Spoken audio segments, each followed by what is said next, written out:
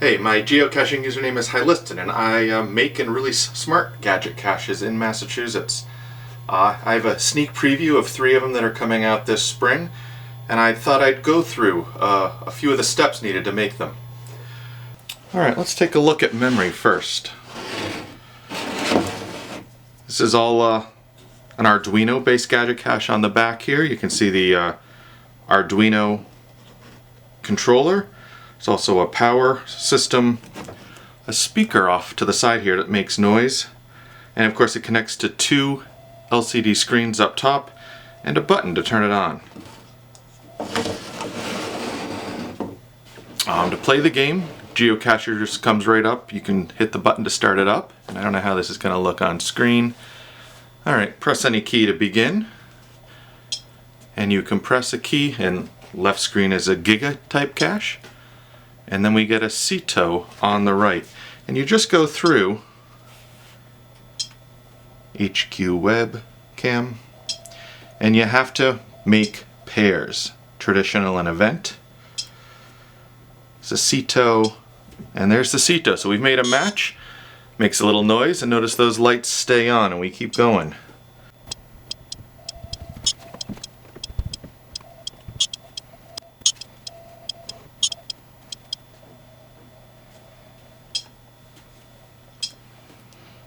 Alright, as we finish it all up, I'm probably going to get this wrong, yeah.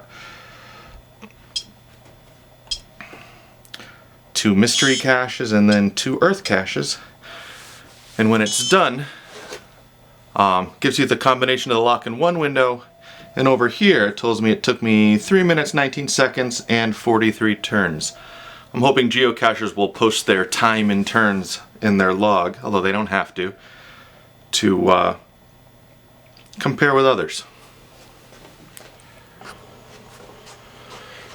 Okay, and as you can see, this is pretty self-contained. The batteries are a little loose, but they can just slip right in there.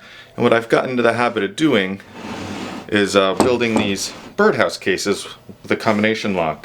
West Virginia Tim probably was the first person I heard of that was doing this. And that way I can work on the electronics upstairs, and I can do the bigger woodworking here in my basement, and that just fits in there really snugly, and I can screw it right in. You can see, you can still see the top.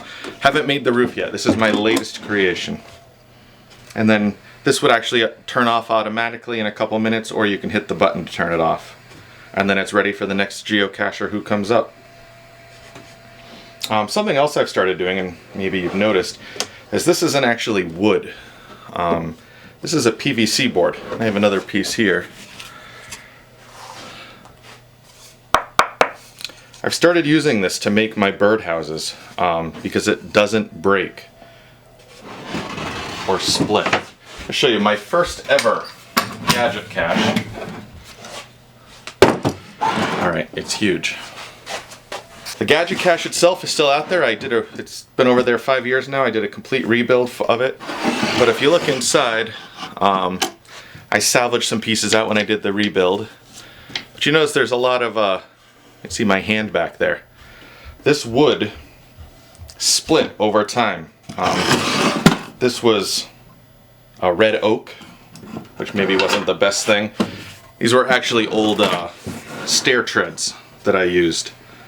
And apparently the glue is not waterproof long time. It split on the roof, and that let water in, and that's really what ruined the electronics, was when the water started coming in the top. So now I've tried to switch over and use the PVC wherever I can. It's also a lot lighter. This thing's really heavy.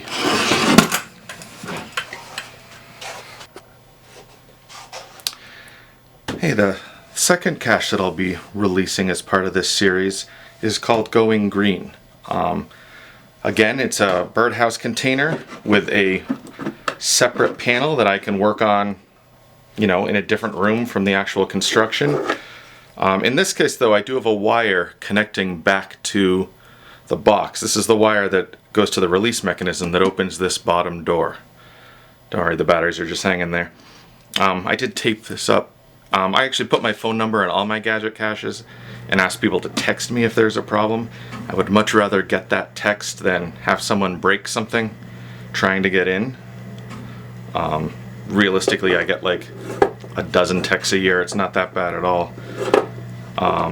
So yeah, and that just slides right back in. This one's a little tricky. I might need to relay out this face because the silver button's up a little high. But yeah, it just sits in there, and I'll screw it down when it's ready to go out. But yeah, the crazy potty's idea came from a German geocacher, TH10GT. I decided to do it with colored LEDs, and these LEDs are addressable.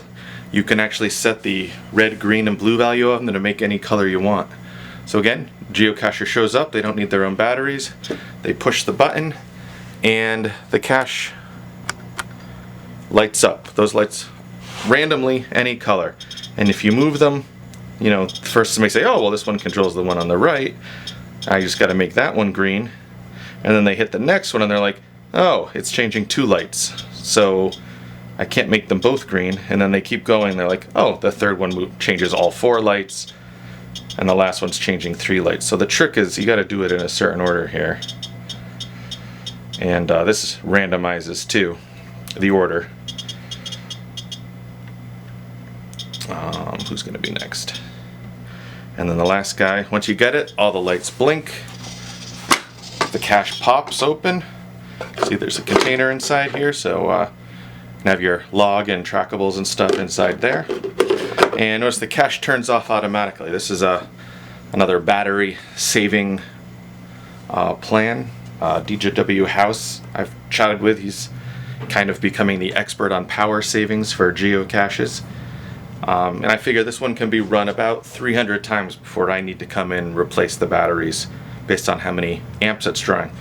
Once everything's done, you can just close up the cache, push hard, it catches again, and if you need to open it again, you have to power it on and play the game.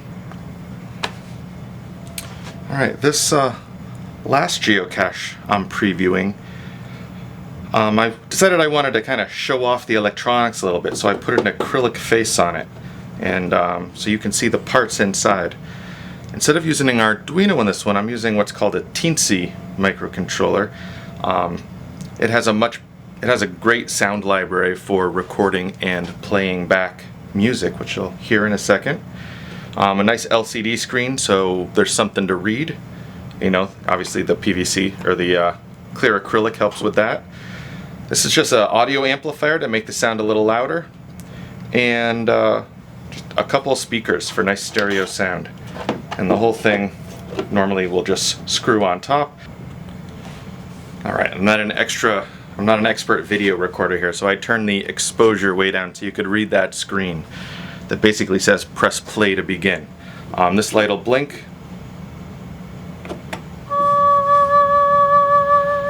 Alright, so I have to sing that note. I can tell you right now I can't sing that note. If I don't like the note, I can hit skip and go to the next one. I definitely can't sing that note.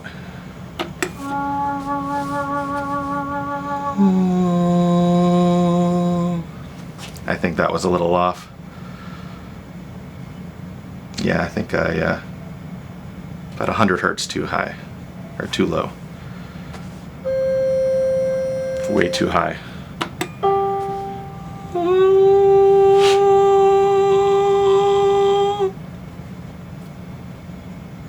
Alright, within 4 hertz, that should give it to me.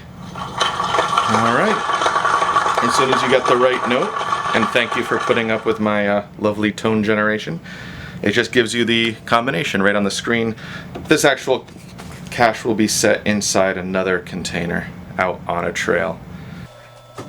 Hey, so these 3 smart gadgets will be out this spring. I hope you get a chance to visit. Let me know what you think of these caches. And I hope maybe I've inspired you to do a little smart gadget research on your own at home. Thanks, and I hope to see you out on the trails.